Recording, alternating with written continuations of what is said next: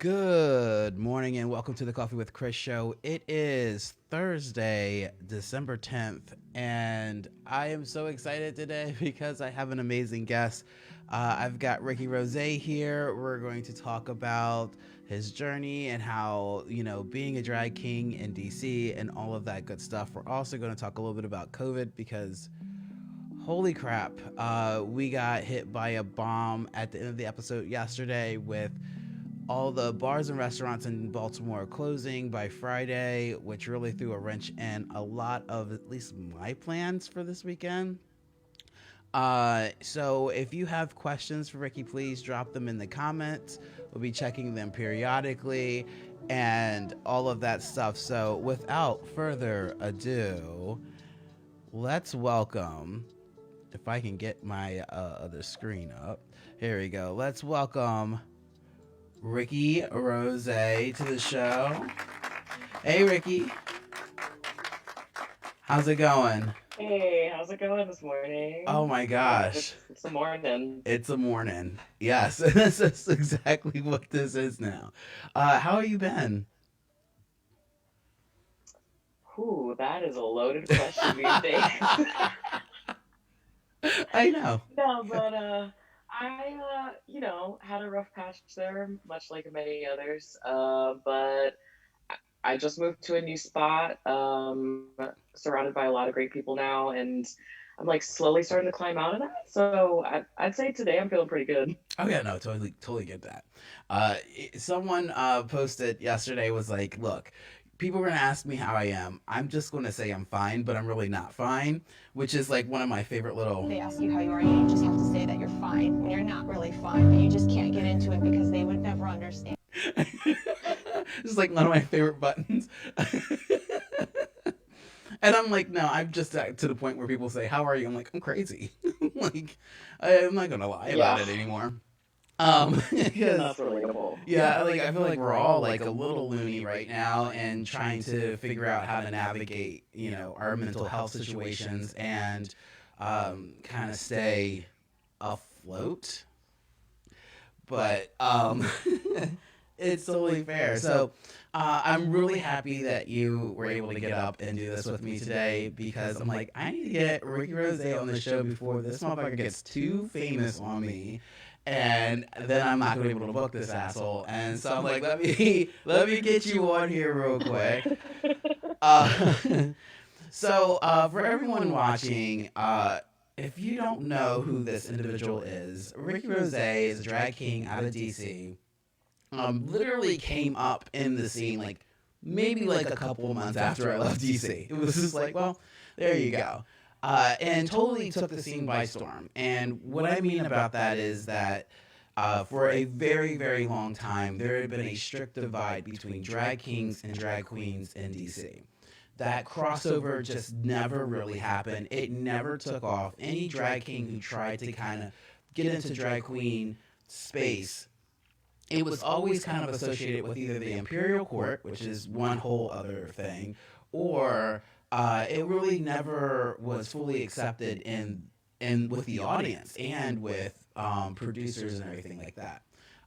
What Ricky did was actually kind of break that barrier, and with the closing of all these spaces happening in DC, because when you came up, Ricky, like you came up when it's been bare. Like, right before you came along, I mean, we had a good number of spaces. Like we still had Phase was still open, and all these other spaces were there. And now that the spaces were starting to close, having someone really kind of break through and force these conversations around, especially misogyny and racism and all of that in the drag scene is so significant into the ways things look today. Like all of that was because of you. And you need to know that that is like totally your credit and making that happen. So, can you tell us a little bit about how like you made this move? Like you decided you were going to perform, and then you were just like, and no one's going to tell me that I can't. Yeah, first of all, thank you so much for having me here this morning. I'm like super honored that you asked me this week, so thank you. And thank you for what you said. Like whew, um, I don't really know how to respond to that other than thank you. So, um, but Truth is yeah, truth. so thank you. So I started, yeah, back in summer, fallish of 2017, um, with a drag king troupe that was around at the time. Um, and when I first saw them perform, I was like literally my heart wanted to pop out of my chest. Like I couldn't tell if I wanted to be them, be underneath them, be with them. Like what I couldn't figure out what the hell was going on, but I just knew that this is what I needed to do. And so like I immediately went home and started trying it on, did the stereotypical crappy ass scraggly little mustache with eyeliner. Um, it was Yeah. bad. I still do Um, that sometimes. Yo, same. It's a look. Yeah, it is. But but yeah, pretty much like that day, like that first time that I saw them, I was like, this is what I need to be doing. And from there, I really just hit the ground running. I kept going to shows, and I was like, look, how do I get involved? And this was new to me because I am such an introvert. Like I could go 3 days without opening my mouth. Like, like I'm so shy. I keep to myself. I just like mind my business. Um, but like drag just brought this confidence and like this like healing and power out of me. So I just like turned into a whole different person and went for it. And I was just like, how do I get involved? How do I do this? So I joined the drag king troupe at the time. That's where, I made very good friends with Magic Dyke, Black Dynamite, Phoenix King, which obviously you know very well. A lot of if people here don't know who these people are, you're living under a rock and you need to go follow them immediately. Right. Right. um, and learned a lot from them in crafting my persona and my craft and everything like that. And also in that, yeah, like you said, like pretty much immediately I was told, yeah, well, drag kings just don't work with drag queens. We just stay underground. We just stay in our little bubble, and we're safe here, and we're great here, and it's fine. And I was going to other shows with drag queens and like seeing the difference in the audiences and like difference in the pay and like all kinds of things. And I was just like, I want to be there. I deserve to be there.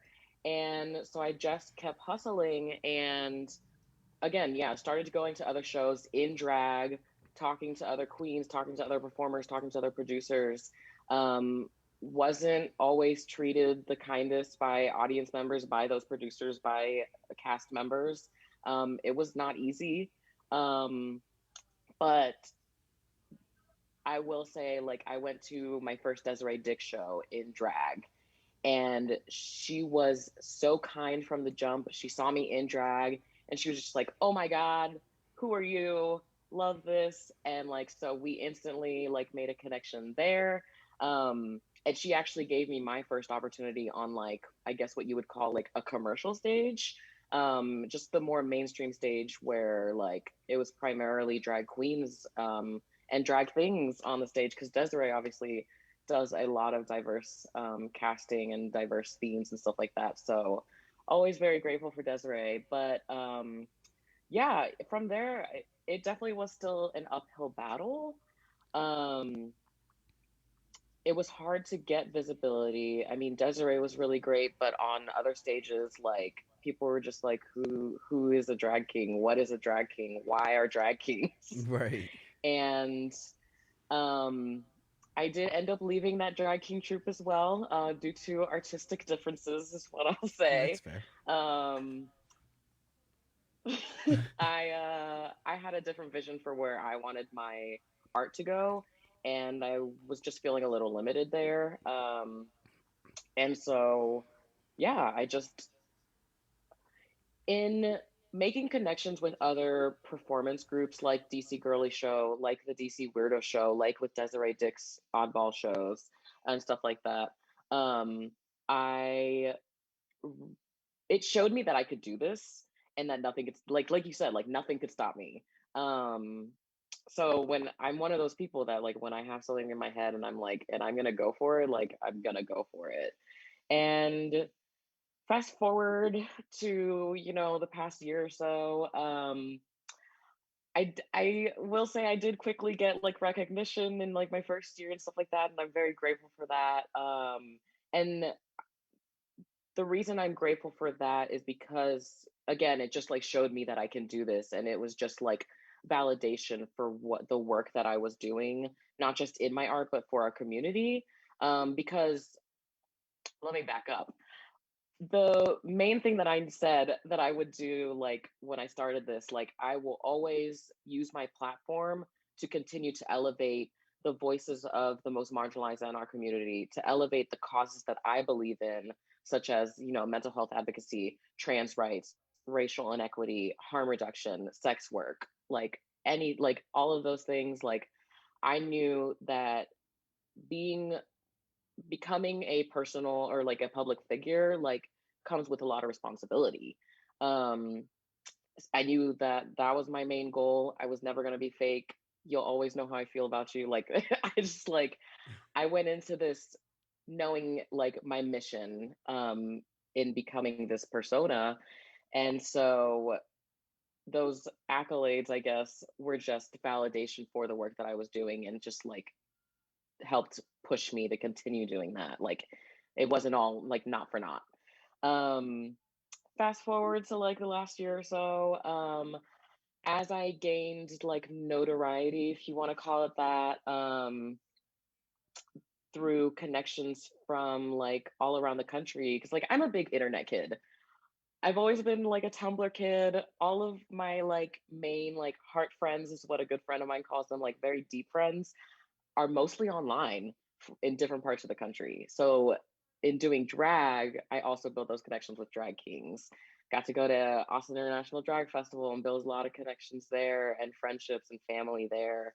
And just like really started focusing on my online persona, since the in-person gigs weren't necessarily matching up. So I was like, okay, what can I focus, like what can I control?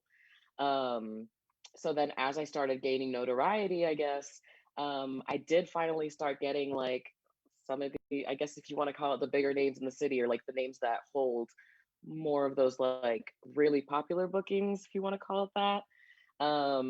And I started taking those opportunities to try to help continue to bridge that gap and continue to have conversations with people who are still a little bit more old school, a little bit more traditional, maybe not as open minded to drag kings, AFAB artists, trans artists, non-binary artists, like anything different than the drag race mold. Mm-hmm. um, and as I continued to enter these spaces, the toxicity and negativity continued to follow me in terms of how I was treated, again, by audience members, by cast members, by producers, even, um, with just wildly unprofessional etiquette in the dressing rooms and in the rooms. And like, don't get me wrong, I'm so grateful for these opportunities. Like, I have been able to connect with a lot of people through these opportunities and kind of change their minds and continue this conversation and really, really build up this like revolution, I guess, for other drag performers. But in that, there has also been a lot of negativity and a lot of like harm done, that has yet to be rectified. Um, so fast forward to like COVID. Fast forward I to was COVID. That's what the history books are like, going to say now. It's just going to be a chapter. It just says, "All right, we're just going to skip over to COVID. Open your books to COVID, please."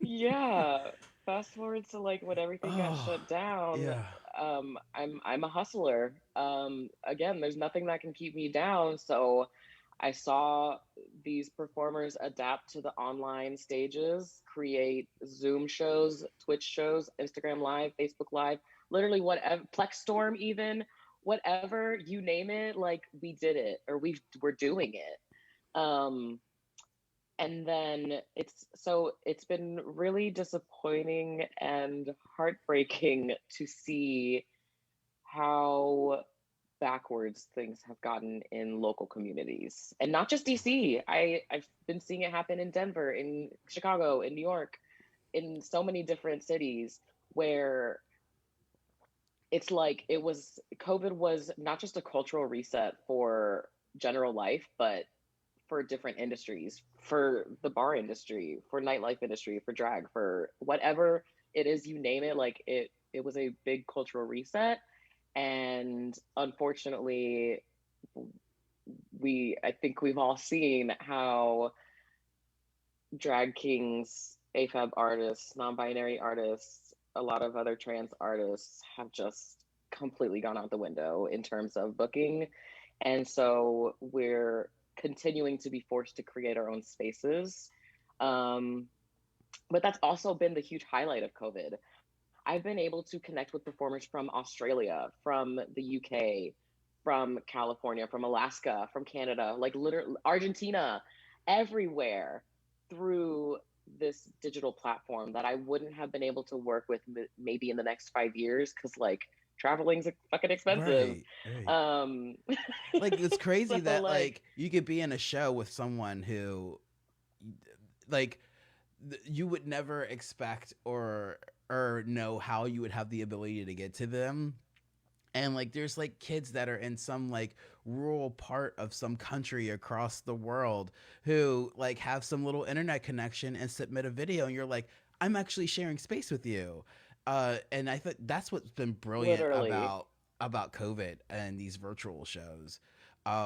So like you were talking about how like you've had to, you know, create your own spaces, and something that I sincerely like identify with. And you know, how I guess it's like, how does it feel to, I don't know, feel like being the one who always has to like make your own path, but you know, there's like this, you are so unique, and I try to say this to myself too. It's like, you know, I definitely have my own road, and that road isn't a road that's already been made. So it's like I know I'm not going to get invited to the parties all the time because the parties that I belong in haven't been created yet. And like that is something that you also have experienced. It's like, you know, that the place where you're supposed to be hasn't been built. So you've been doing the work to actually create these spaces. And like I just saw a drag king thread on one of the drag king groups the other day, and they were like, "Who inspires you?" And I'm just seeing Ricky Rosé, and I'm like, that is, you have no idea how much that makes me feel so good, because it makes me feel like through, even though, and I'm just gonna like, might as well just out this, you know, drag king trip you were a part of because I helped create it. So even though you were through, you know, Pretty Boy Drag, but like coming from the DC Kings and creating Chocolate City Burlesque and Cabaret, and then creating Pretty Boy Drag, like that work mattered because you exist. Like that validates all of the heartache and money that has been spent to try to like create these spaces so that we could highlight you know, performers of color in DC in a way so that someone like you can rise. And you know, as those spaces keep creating, so every space that you create, you're creating another person who didn't know that the road could be built for them, and then they are going to build their road, and that just creates this wider net. And the conversations that you've started in our community have been so important, and it's spilled here in Baltimore too because we're very close. And you know, issues around misogyny and racism has been a huge deal in drag community. Can you like, what is like a conversation that you've had to kind of initiate, or a situation where you had to initiate a conversation that really kind of like struck you and like, hold up, this is like out of line? Like, do you want to share one of those like examples of like holy shit, like this is completely crazy. I can't believe I'm actually experiencing this. Because you think you're in queer space and you would think that I'm showing up and here we are. And then you're like, whoa, oh, you just said something incredibly transphobic, or you've just done something incredibly racist because the creativity is not subjective all of the time. I think some of these people think they're being funny and cute, and it's like, nope, you're actually being racist. So, like, I can tell you a bunch of different situations, but do you have one that you would like to share that was like, what? Yeah. I mean, everybody who does know me, especially in this area, knows that I am very passionate about these causes and these issues and very outspoken about them. Um, so like how much time you got? Like We no. got an hour, so Um, yeah. Well, I mean, we got about a half an hour or so left, but go ahead, you got time. no, yeah, but I guess ooh, let's start with one of the first ones I ever had, and it doesn't even have to do with DC, like this area. Um, so this is a conversation that actually kind of brought me quite a bit of notoriety in the drag king community online. Because I was the one to like just go out there and say it. So there was a drag king competition on YouTube, I think. It was called King Me Rise of a Drag King. It was Mm. run by, now I don't even remember their Uh, name, uh, but uh, do I remember? Shit. Vincent Von Dyke. There Yes, we go. yes, yes. I think. Yeah. Based in like Arizona. It was run by Vincent, and then I think was Spiky Van Dyke a judge I or think he was like a something? judge, or like I remember the beginnings of it. They did like a couple of seasons, and Spikey's like name was all over it somewhere. Yeah, yeah, I digress. yeah. Mm-hmm. Uh-huh. Anyway, the second, I think it was the second season starting, and I saw, I was so excited for it. I was like, wow, a competition for drag kings, a like, and some of my friends are in this. Like, wow, this is great. This is huge. Watching the promo video introducing all the kings, boom, white drag king from California, moldy locks. Not just moldy locks, but their whole persona was just based around what did they call themselves? Oh my god, it was like iconic. They called themselves the like ganja gangster was their like catchphrase. Ganja gangster. They used the like really terrible black scent. Um their whole like all of their fashion, like they like did a span of their like closet. It was all just very like appropriative of black culture, but they were nowhere in the realm of being black. And I remember talking in various like Facebook chats with other kings from different parts of the country and being like, is this is it, is this really happening? And we all like kind of took a step back, but no one really said anything. And then um there was like an intro thread in that same like Facebook group that like pretty much if you're a drag king, like you're in this group. Because there's so many resources and so many great connections to be made in this group. Like we all have this big community, be there. Um and we'd had like an intro thread and I was still kind of new. So of course like I threw in my intro and was like, I'm new, I'm just excited to be here, blah blah. Then like I see on that thread that same king posted an intro and again said the same thing that they said in their like intro video for this drag king competition. And I was like, hold on. I I can't help but to laugh because um because in burlesque world we had this conversation about cultural appropriation, like right when I met my wife was like the height of this conversation, and the ways in which people are just like, what do you mean? It's like, please. So yeah. So I think I commented on it and was like, "Hey," and I was very nice, very cordial. Did the code switching thing, and was just like, well, "Can we talk about this?" And tried to have a conversation with them and the mods of the group, and then the judges of the competition tried messaging them privately. Like again, there was no call out, there was no cancel thing. So like before you try to cancel me for doing cancel culture, like there was none of this. I, went by the book, tried to be very diplomatic about it, and like try to give people a chance to like explain themselves or fix it and whatever. And of course, immediately doubled down, made all kinds of excuses, gaslighted the shit out of me and other POC performers who then also messaged them to try to start the conversation. Um, just really piss poor reaction to it.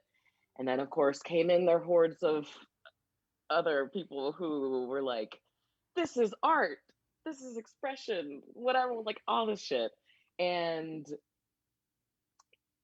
from there, because I saw of how it was playing out, I was like, well, this isn't, nothing's gonna change. So then took a couple screenshots, wrote up a long post, posted it in the group, and was like, since nobody wants to take accountability for this in private, let's have a public forum conversation about this.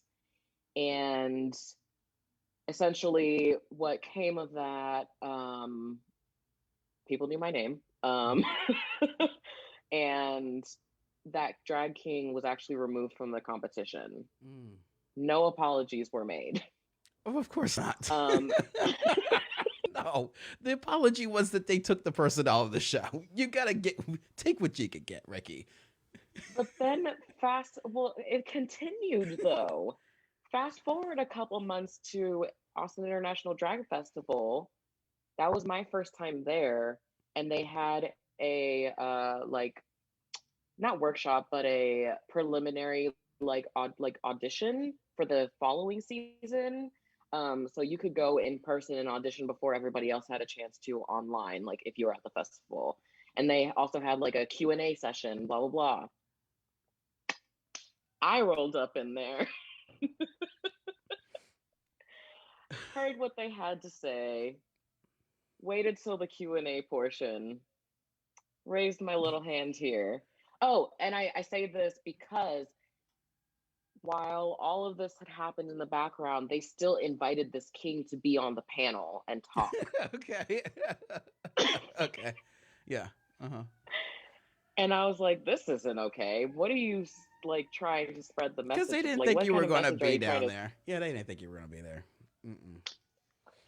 So I showed up with other POC kings who had also had something to say about it. My very, very good friend Paradox Ray, who's the creator of the hashtag All Drag is Valid, super amazing non-binary drag performer from San Antonio. So if you're not following them either, you need to.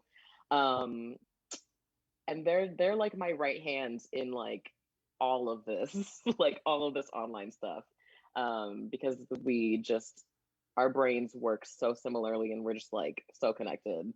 um and it was very, very interesting to see like how they tried to navigate that in person where they can't hide behind the keyboard, because like so many people hide behind the keyboard, and but like if I'm gonna be about it, I'm gonna be about it. So I rolled up in there and like asked them like, hey, so what's up with this? Again, very cordial, very professional, not trying to start shit. But of But course it you was just were. But you raised your hand. You did well. You what you were doing. You not trying to start shit. Okay. I mean, I'm not mad. and it was No one's just mad. No one's mad. yeah. And they just again doubled down. It was a very, very disappointing Wow. conversation and reaction to the whole thing. And so I knew from there like, oh, this is going to be an uphill battle. Mm-hmm. Yeah. So Wow. that was that. Well, like, Jesus. I'm still laughing at. I'm not trying to start nothing. I'm like, you knew what you were doing when you raised your hand. But those conversations are so deeply important, and I think that for a long time, especially drag was able to hide behind the veil of queerness. and you know, being like, well, this is like the marginalized curtain that we're behind, so you know, we're kind of free to do what we need to do to figure that out within this like space. But as time goes on, you know, we got to go past those kind of like initial conversations and really, you know, you start really recognizing and shedding some of the things that like make things easier for some people and not so easy for others. And I think that there are a lot of, especially white queers, who think that because they're queer, it gives them enough space to say that I'm in a like marginalized space. And it's like, but there are still levels that go deeper than that. And here in the DMV area, having that conversation was so very important. For a very long time, and it still happens. Well, Baltimore, it's very sharp. It's not as sharp as it is in DC, but it's very sharp in Baltimore. The you know, divide between what you might consider a mainstream queer culture and black queer culture, like it is like a railroad, uh, a railroad track right in between the community, where these two communities absolutely have no connection to one another. It's not as sharp in DC because DC doesn't really the like last there's like two spaces that are in DC that are kind of like centered in blackness, but not really as much as it used to be. So those conversations aren't sharp. And DC has, you know, Howard University and all of these other like, you know, schools and everything. So it's like there's just a different culture there. Um, but that conversation around, you know, booking performers of color and drag kings in DC, it's it's been a very interesting road to watch from Baltimore, because like, you know, a drag queen gave me my first stage, and Isis Devereaux, like I'll never forget that shit. She was hosting, interesting enough, she was hosting a drag king competition in DC, and I was photographing it, and one month one of the judges couldn't make it, so she was like, Chris, do you want to be a judge? But if you're a judge, you got to perform. And I was like, what? Yes. And so, yeah, I got up there with, and I didn't even put a scraggly mustache on. It was one line, one, one line Yes. that didn't make it to the stage. It was so hot. But that queen gave me my first stage, but that was as far as I had gone with performing with drag queens. And she was very adamant at the time because she was working in a women's center space to like create this like drag king you know, stage, which I'm very grateful for. But like outside of that space, it was like, no, men's centered spaces No. did not give space for drag kings. That's just how it's always been. So the misogyny around the validity of drag kings has been a conversation piece for a very, very long time. And it's actually still a conversation, which I still don't understand. It's like, what other proof do you need? But okay. Uh, you know, so like, what are some of the things that you encountered trying to perform in male-centered spaces that that made it difficult for you as an AFAB person to like kind of feel comfortable or want to even engage in, especially when it comes from the audience? Because I really believe that the person who hosts a show actually trains the audience, and I don't think a lot of performers understand that responsibility. You can't just say my audience doesn't want. You control what your audience wants. You tell the audience what they're getting, and they have an expectation, and then it kind of gets reciprocated for your cat. But okay, but like, what are some of the situations that you encountered that just was like, I don't know if this space is for me? Ooh. Again, how much time you got? No, I'm just kidding. No. I mean, it starts with misgendering me a, as a performer. Mm-hmm. Like, shit. Like, if you don't have respect for me, like, my identity as a performer at the very least, like that's not a safe Yeah, there's space. something that I Like didn't calling understand.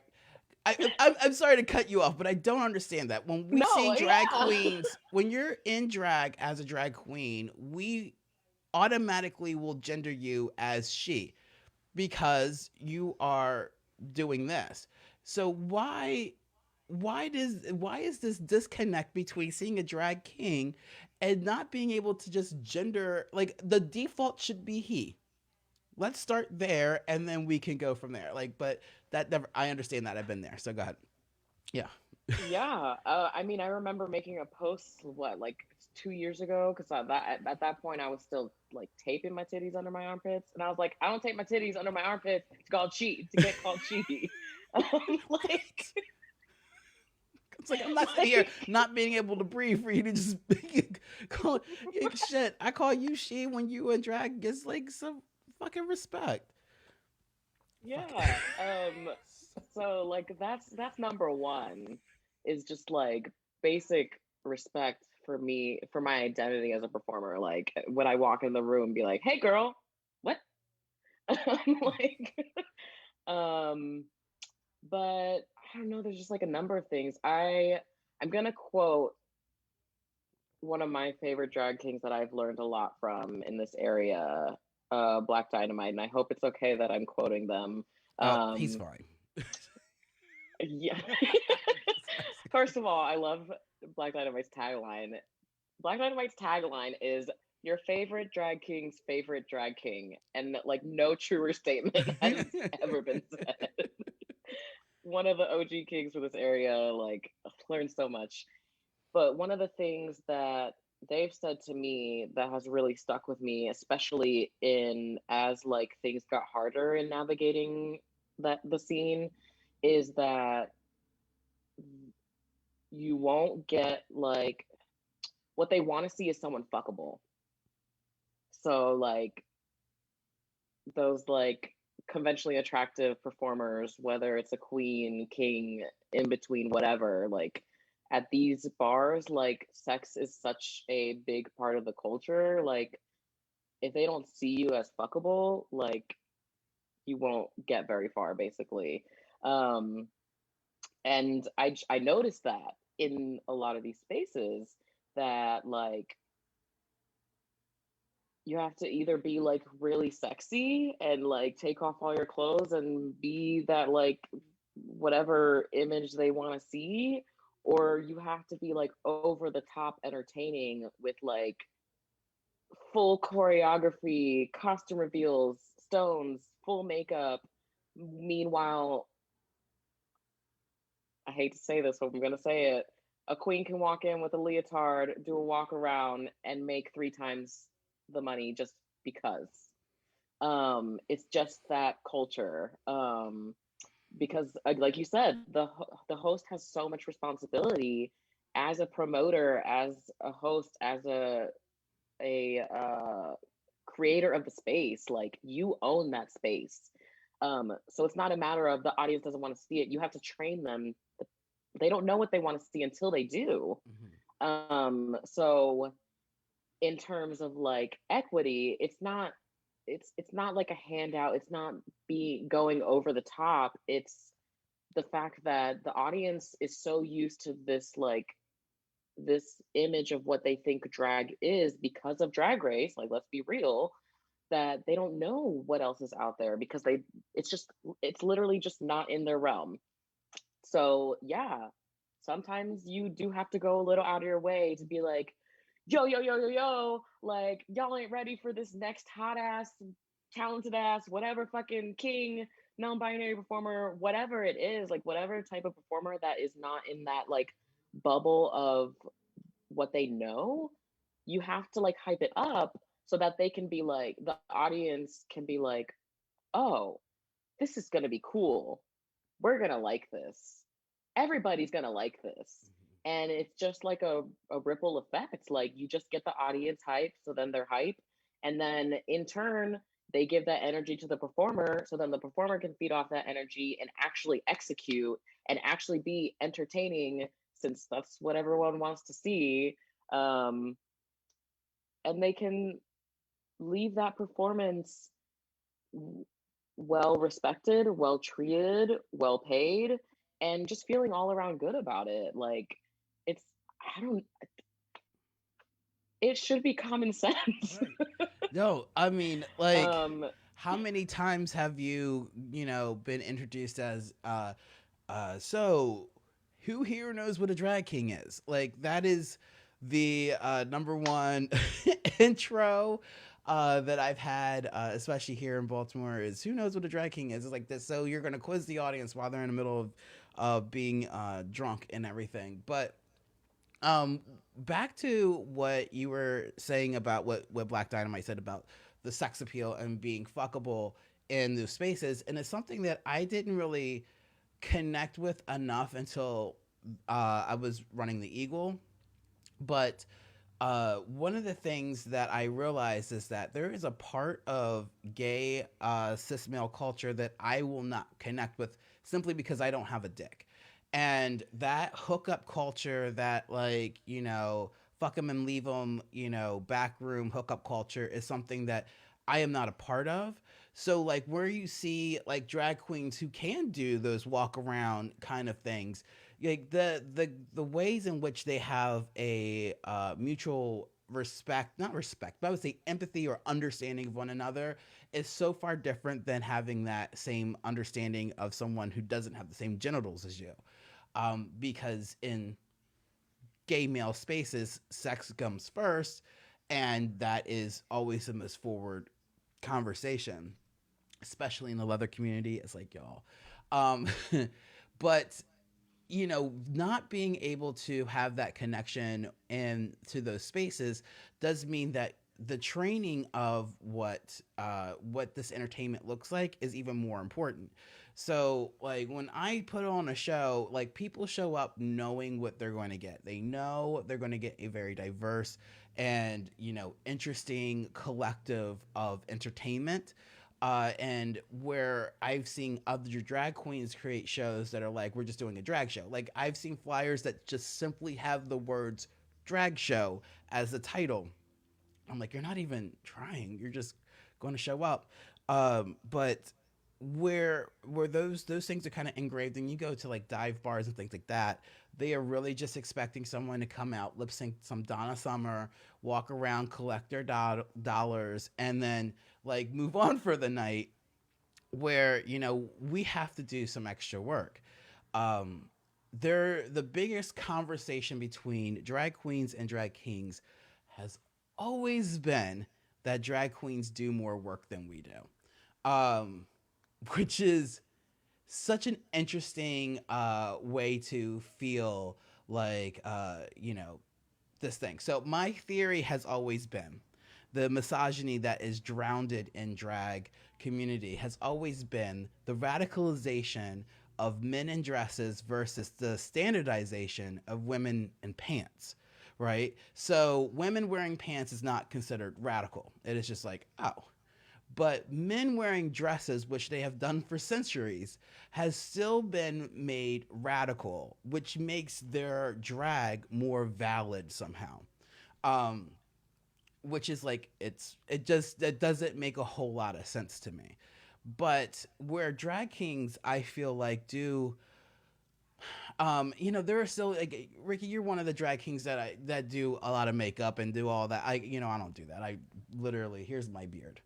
Um, but but still, like, the amount of work that at least someone like me puts into their act before I even show up to the venue, and you do too.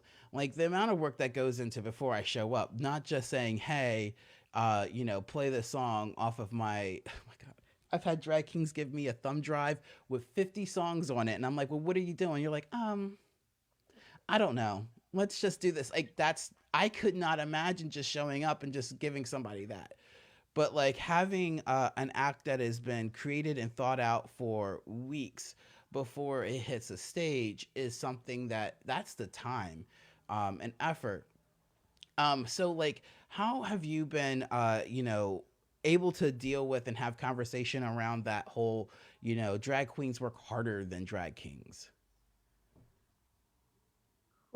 Um, recently I haven't because I've just kind of given up for a bit. It's like we're not But doing that right now. I'm tired.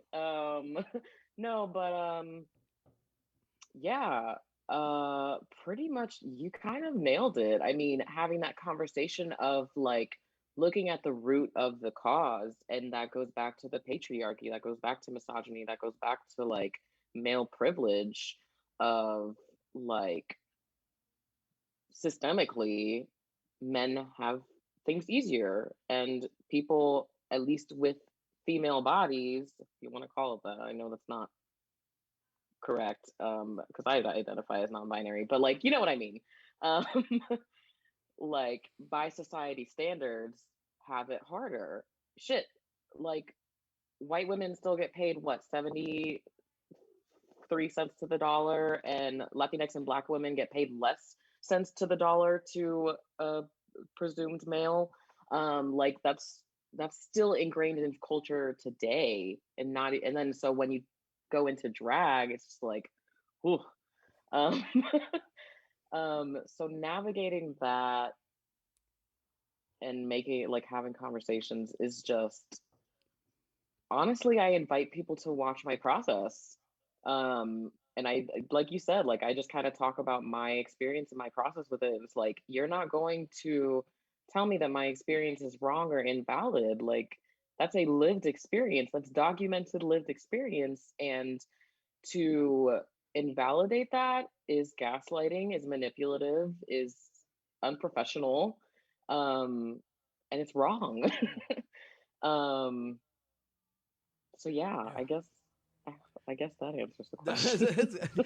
Like yeah, I'm so that's that whole like I don't want to see a drag king in jeans and a t-shirt. This is like, well, that drag king in jeans and a t-shirt is, first off, I always say that there's more space for queens to grow faster than there are for drag kings. So like, where a drag queen who is just getting started can show up in like a swimsuit, and figure out how to build Yep. from that within a month because of bookings, where a drag king might only have that one booking in a month and is trying to build from the jeans and the t-shirt to a full persona, and it just takes longer. So that whole like Yes, there's process of nurturing is just completely missed. It's like, well, yeah, the drag king world is taking longer because of fewer opportunities. yep, fewer opportunities, lack of resources. You're absolutely right. There's this, yeah, this like culture of like queens being able to easily take someone under their wing, but like drag kings, because we don't have that same visibility, it's harder to find, especially resources in your own community, especially people not in a major city. So we have to turn to groups like Drag Kings Unite, which is like, that's where I learned so much. Like that's, I attribute a lot of my success to, of course, Magic, Black, Dynamite, and Phoenix, but also that online community. So we have that like tiny bubble of like resources, whereas like drag is so mainstream now. There's just a plethora of resources now. And like yeah, like you said, like there's a lot more leeway for that like mainstream queen to grow, whereas like if you have a drag king come out there with jeans and a t-shirt one time and they flub up one move, people are like, "Yep, drag kings suck. Never again." And like Right. And it's because of like, that. can they can they learn? Like, no, there's no Yeah. space for growth in that area. And it's like, no, my very first time on stage, I was in jeans and a t-shirt because I didn't know what the fuck I was doing, and I didn't know, like, who the hell do I like get what there. And like, these Facebook groups didn't exist then. I don't even think at that time Land Insider was even like really doing a thing yet. So like, there was just not a lot of space and resources. And like, I came in at the beginning of kind of the big come up of drag kings. So like, the ways in which we did makeup was you cut some of your hair and then you take some spirit gum and then you just kind of like just destroy your entire face. Look, I'm still doing that. Right. Just fucking. I was like, what? What? This is what. But this that process of figuring out who you are as a drag king is something that you know we all have to kind of go down that path. And luckily, there are more resources out there for you to do that quicker. And that's just kind of the thing. Being a performer, you're going to go through growing pains and figuring out who you are as a performer, where drag queens will have like drag families and drag mothers and just a lot of Yep. community support into like nurturing that, and a national television show that really just kind of like gives you an end game, because there's a career option now that kind of changes a lot of things for drag queens. But like for kings, we still thank God Landon won Dragula, because now that gives some kind of national recognition of a career path, is something to aspire to. um and that representation just means so much. That's why that means so much. So let's talk about COVID as we're wrapping up here. Okay, I got a couple of minutes. Let's talk about COVID real quick. So COVID hits. We all get shut down, and we're forced to like create these online shows, which I am so like grateful for every performer who was just like, I'm gonna figure out how to be a music video editor, and like fucking did it. Like I'm so proud of the community for figuring out how to continue to entertain people, while we're all like kind of locked in and trying to figure out what that means, especially like financially, because it's like it's different. And you know, I drag king shows are just not getting funded in the ways that drag queen shows are getting funded, and it has been a sharper divide. I just saw someone asking for a drag queen because some company wants a drag queen to read some book for like $150, and I'm just like, what? I'm like, so what? But like, what? I'm so like blown away how I'm seeing like businesses and bars back these drag queen shows where we have been kind of like casted aside, but still having to figure out how to create. And to be completely honest, I do believe that drag kings are making far better videos, but that's just me. Um, I'm just saying. But Look, y'all should see my video. That's honestly, I have a video that's premiering tonight. Took me about 24 hours to edit. I literally like took a minute to join the Zoom because I was like trying to export it. Like, but it's gonna be fucking bomb. I'm here for it.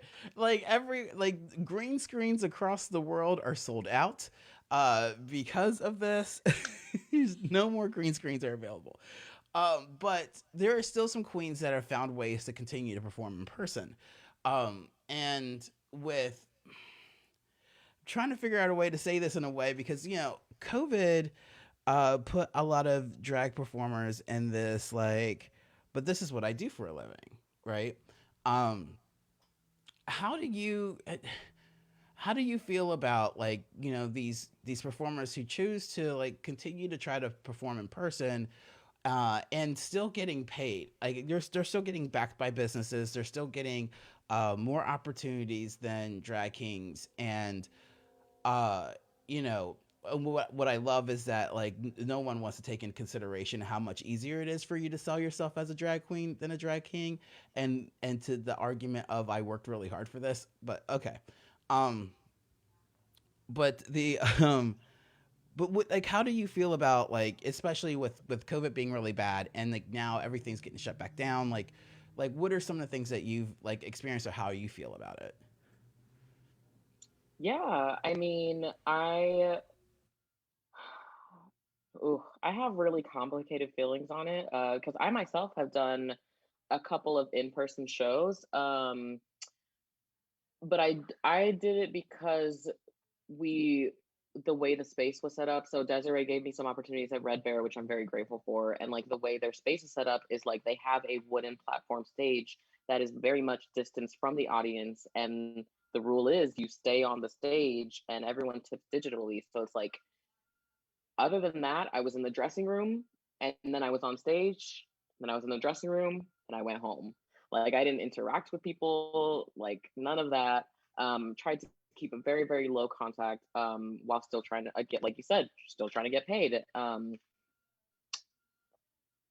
I will never shame people for the way they have to make their money.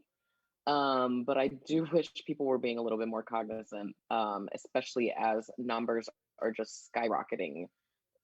People are like, what I saw a number the other day, it was like more than 1 in 10 people are contracting COVID right now. It's absurd. And so we have to as a society come together and have these real conversations on like how do we navigate this as safely as possible and how do we fix this ourselves because it's clear that our government won't. um and it's also like it's hard to navigate that because it's like, well, the government should be doing this, but unfortunately they're not. So we have to come together as a community, as a society, and make those changes for ourselves, and set a precedent and send a message. So I don't know. I mean, I have really complicated feelings on it. I wish it wasn't happening, but at the same time, I will never shame someone for making their money, like having to make their money. Like, I don't know. I really don't know how to answer that. No, I totally understand and agree with that. Like it's really hard to watch performers that are just like, I don't know, it's because it's between the performer and the bar owner, right? Because as long as the opportunity exists, the someone's going to take it, right? And where I've been seeing a lot of drag performers, especially here in Baltimore, get COVID, and even though they might be kind of okay, it's that you're now going to go out and perform and then like kind of like become this carrier, which is like not helping anything. But it's like I can't tell you how to like make your money because there's no economic support for you to not work. Hmm. And with virtual shows being so abundant right now, I get all of that. But we gotta be safe, and especially when we're talking about performing within our community, and especially within POC community where resources are even harder for people who do get COVID, like that like social responsibility has to be there. We have to figure out how you're going to do that Yep. because I saw a fucking ball online that was packed, and I would say Yeah, I've been seeing them too. roughly 50% masked and not really masked properly. And I'm just Yeah. like, y'all know that this shit hurts you more than anyone else. Yep. Like, please, please, please take care of yourself. We've got to go. Yeah. I will say, Oh, go ahead. Go ahead. okay. Go ahead. What were you saying? I was gonna say, I feel like if if it's going to continue going on, the safest way to do it is like I described, like having a set stage that you stay on and you don't interact with the audience at all. Like, especially, I'm sorry, okay, I will say it. Those masks, the chin strap masks, they don't protect anything. Mm, They really don't. no. Yeah. Yeah. I'm like, And so that's what I will say on that. Like if you're, you got to be safe. yes, yes. Please, like, please take care of one another. Ricky, can you tell people how they can follow you? Yeah, I think my internet going out, or can you hear me No, I now? think it's me too. I think it's something's going on, but if you can hear me, yeah, just let people know how they can follow you, and Okay, cool. yeah. Yes. You can follow me on Instagram at King Ricky Rosé. It's two G's, two Y's, two E's. You can also follow me on twitch.tv under that same handle. So KINGG RickyRosee. And I'm actually having a show next Wednesday, the Yes. 16th, that you may or may not be able to find Chris J also.